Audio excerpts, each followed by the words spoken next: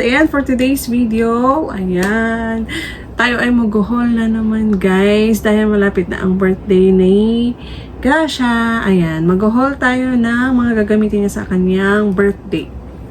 So, as yearly kong ginagawa guys, nag-haul ako ng mga gagamitin ko for her birthday. So, ayan. For this year, ang theme naman niya is mermaid. So, ayan. Bumili tayo ng mga mermaid na mga decorations for her birthday on Monday. Today pala guys is Friday, February 7. Tama. It's February 7. So, ayan. Nandito yung ating mga i-haul. And, as sabi ko nga, as yearly ko na ginagawa, simula nung first birthday niya, guys, alam niyo na kung ano yung mga, ano yung hinuhol ko sa inyo. So, ayan. And, for her 4th birthday, ito naman yung mga nabili natin, guys, online. Lahat to, guys, is online. So, ayan. Dahil mermaid ang kanyang theme this year. So, we have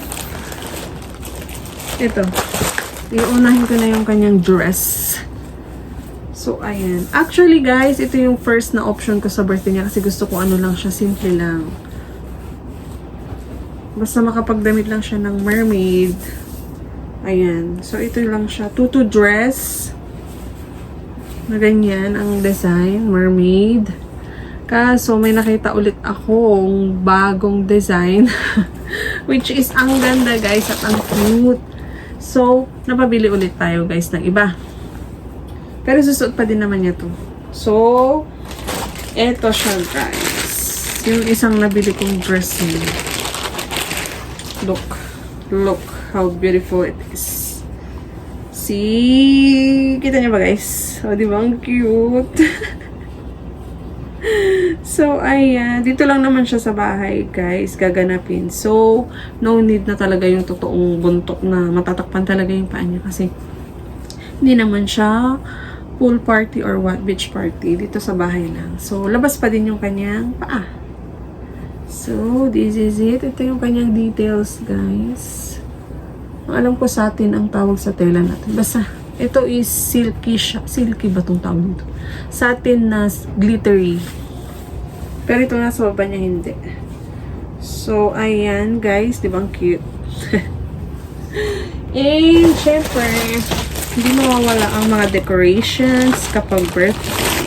So, yung mga details pala about dun sa mga nabili ko guys is i-insert ko na lang siya dito para may idea din kayo kung magkano ko siya nabili. So, ayan. Isang shop ko lang ata to nabili guys. Kung hindi ako nagkakamali. Yung mga dresses lang niya ang hindi. So, itong mga decorations, guys, is, ito. First is yung balloons.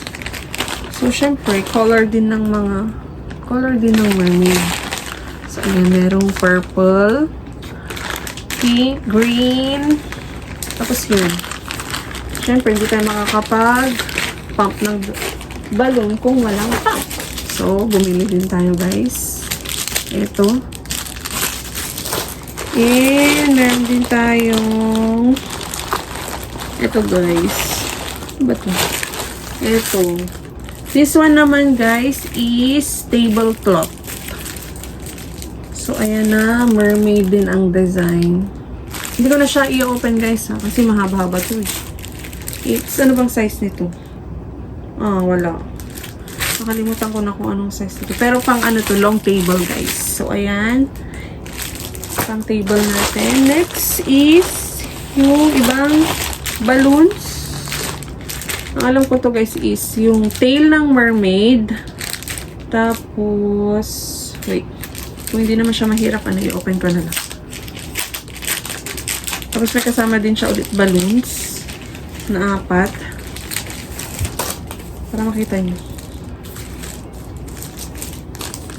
Ayan, yung tail ng ano to guys? Mermaid.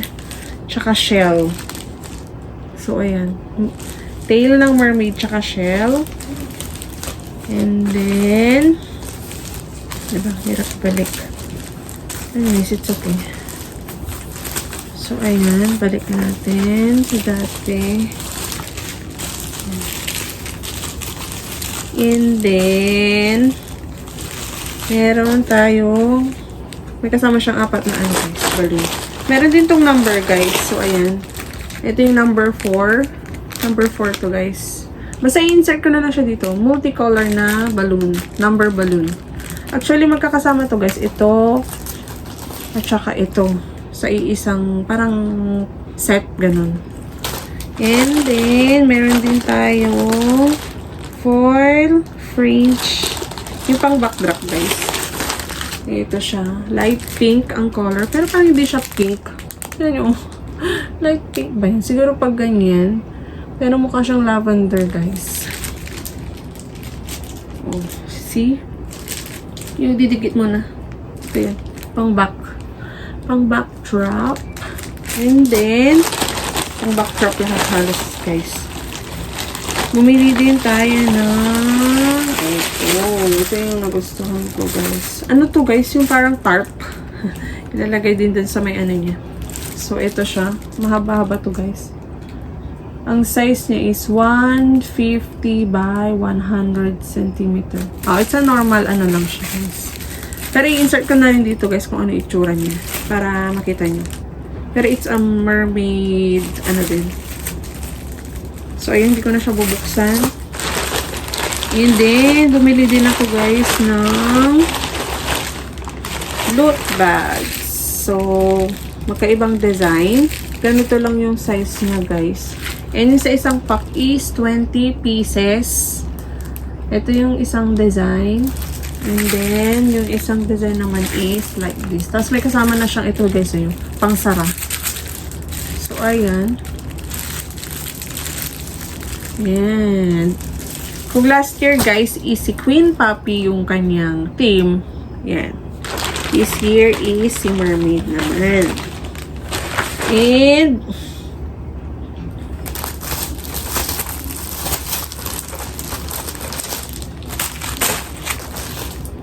so, ayan. Wala tayong masyadong ano man yun.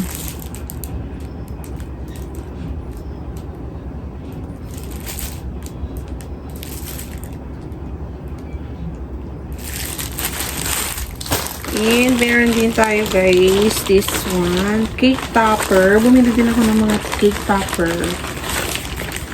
Like this one guys. So, balak ko dun sa cake niya, hindi na ako magpapa-customize guys. Bibili na lang ako ng cake. Ayan, tapos i-design ko na lang tong mga to para mas makatipid tayo. So, ayan, meron tong happy birthday mermaid. Tapos, yung iba pang topper. This one, guys. Ayan. Para makita nyo. Shell. Tapos, tail ng mermaid. Coral. Ayan. Meron din yan. So, ito yung isang topper. Tayo na lang magde-design, guys. So, bibili na lang tayo ng cake. And, this one is candle. Hindi na ako bumili ng number na candle guys kasi may nakita akong candle na ganito kasi yung isa na putol, but it's okay kasi itong nabili ko is 5 na candle, naputol yung isa, so sakto lang 4. So ayan, ito siya, diba, meron siyang mermaid tail, shell, tapos another shell and star, diba, ang cute. So ayan. Diba? Ano na, ano lang naman yan, guys. Let's make sure na every birthday ng mga anak natin is magiging memorable sa kanila. So, ayan. And I am so happy kasi before pa ako nag-start ng YouTube, nakapag-start na ako ng YouTube actually. Before, na ano ko na siya. Mas maaga ako nakapag-start ng YouTube before pa mag 1-year-old dati yung anak ko, si Gracia.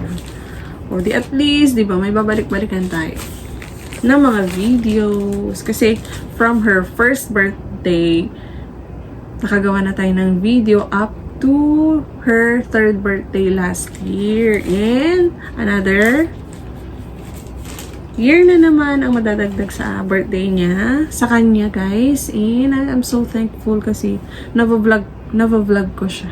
Diba? So ayan. Very, very much happy. Ayan. So, ayan. And may ano pala ako sa inyo. May sasabihin ako sa inyo. Actually guys, so that nung nagbinyag si Gracia, that was 2 years ago, di ba? Nandito ang daddy niya.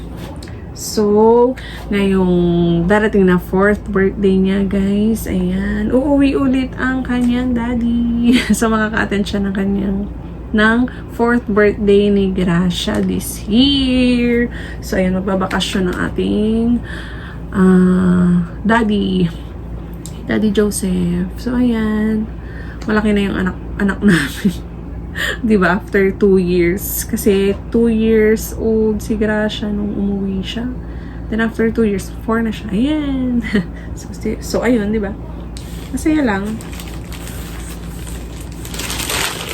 So, ayan, guys. Basta i-insert ko na lang siya dito, guys. Yung mga details. Magkano ko siya nabili. And, so, ayun. Para may idea kayo. Okay.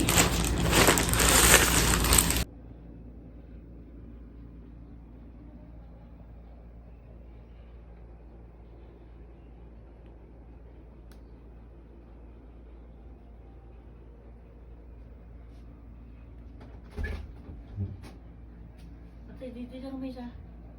Awan to, dadya amin.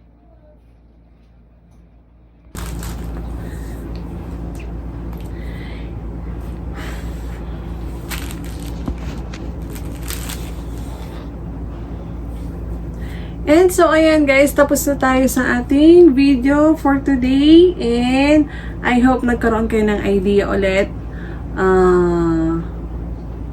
about, ayan, preparing and thinking kung ano yung gusto nyong magandang theme sa birthday ng mga anak nyo, guys. And hope you like this video and have a great day, guys. Bye!